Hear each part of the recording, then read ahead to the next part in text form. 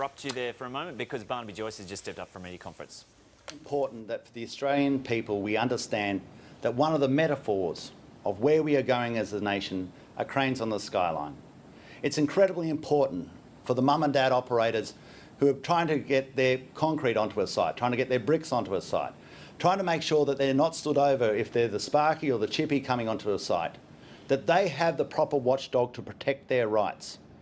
It's incredibly important for the productivity of our nation that we have a sector that employs over 1 million people, the construction industry, with all the impetus it possibly can to drive forward jobs in Sydney, jobs in Brisbane, jobs in Melbourne, jobs everywhere, that we have that capacity to do that.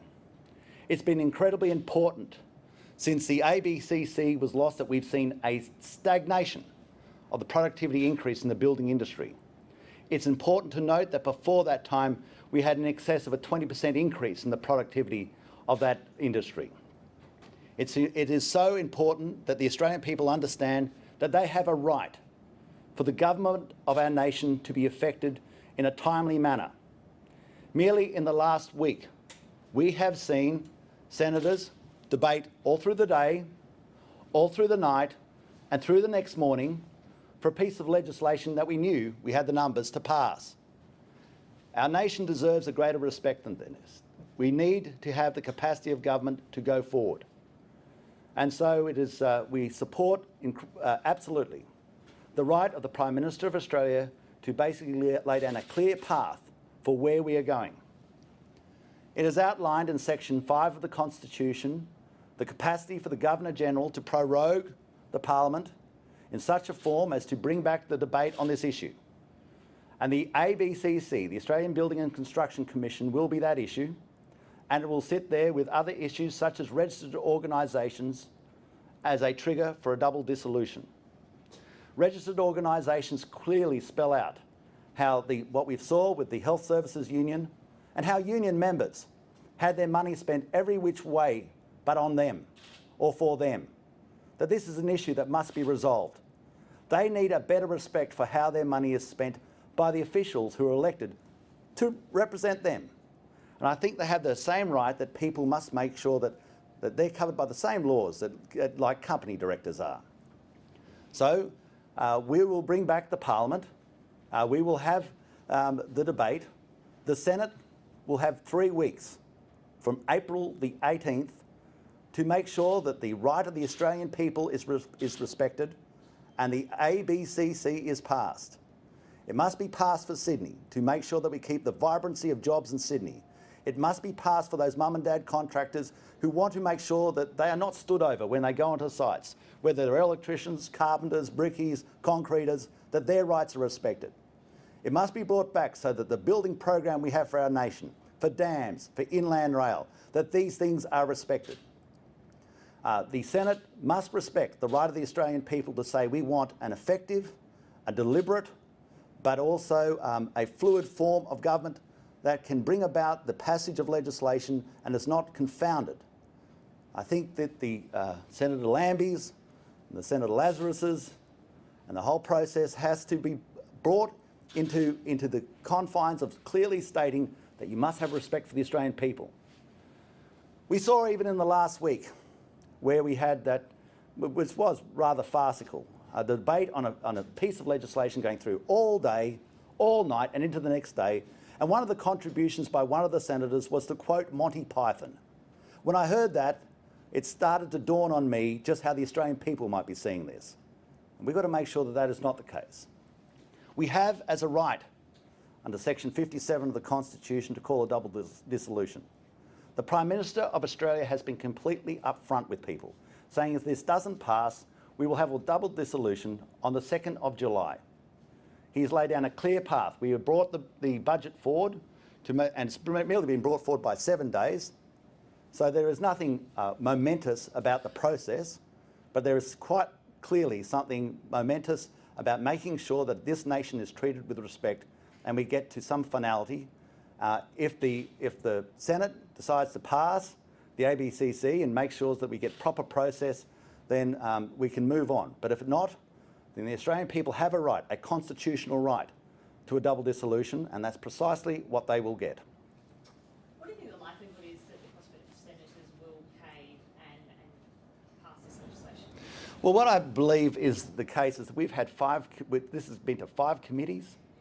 It's been sitting there forever. We've quite clearly set out, nobody is in any doubts how important we believe this is. And because it is there, it is really up to the senators. They must understand our commitment to this. We are not joking. This is not some sort of play. If they don't pass it, we will have a double dissolution, because the Australian people deserve that respect to get delivery on outcomes they formally voted for.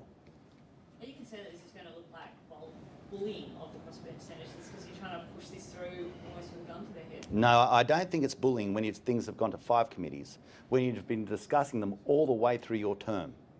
We're getting towards the end of this term of government in any case. But I think we have every right to expect that this process for the ABCC is expedited. And I think the Australian people have just about had enough of the process of government being confounded, being dragged down, leaving these protracted and processes that come to no real outcome. And we are going to make sure we get delivery for the Australian people. Are you concerned at all how this is going to look to the public? You know, it's quite a radical move moving it forward and then threatening a double dissolution election. No, I don't think there's anything radical about this. There's nothing radical than showing people what is available to them by their own constitution, by Section 5 and Section 57. This is not some dreamt up scheme. It was always there. It was there in black and white for anybody who wished to read it, and everybody has known that they want these bills, the ABCC, for every contractor who is going onto a site, who's saying, I go onto a site and I just get stood over, I get bullied. That is the real bullying, the bullying that goes on work sites. The fact that people feel that their whole income of their family is at the behest of some union official who decides for reasons away from work safety, but for reasons of purely standing over people, that they can get their way. Well, the mum and dad partnerships, the contractors, the chippies, the sparkies, the concreters, the bricklayers, all these people will be standing behind us to make sure that this goes through. For the people who see, as a metaphor for their nation, cranes on the skyline, as a sign as to where their city is going, they'll be standing behind us. For those who have a vision for the nation, for new dams and for new railway lines, and for an infrastructure program going forward to take us to a high level, they'll be standing behind us.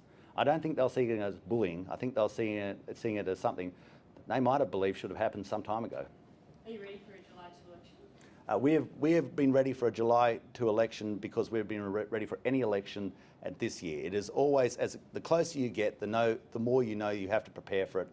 We have been basically in campaign mode, making sure that people clearly understand our message for quite some time. Everybody knows this is an election year. The Labor Party, the Greens, the crossbenchers, and ourselves, and the National Party. We know this is an election year. There are no surprises here. This was going to be the case. It is the case, and now we're going to bring it to a conclusion. So basically, the government's already in election mode. Well, that is a choice for the crossbenchers in the Senate. We are not going to have this sort of chaotic process.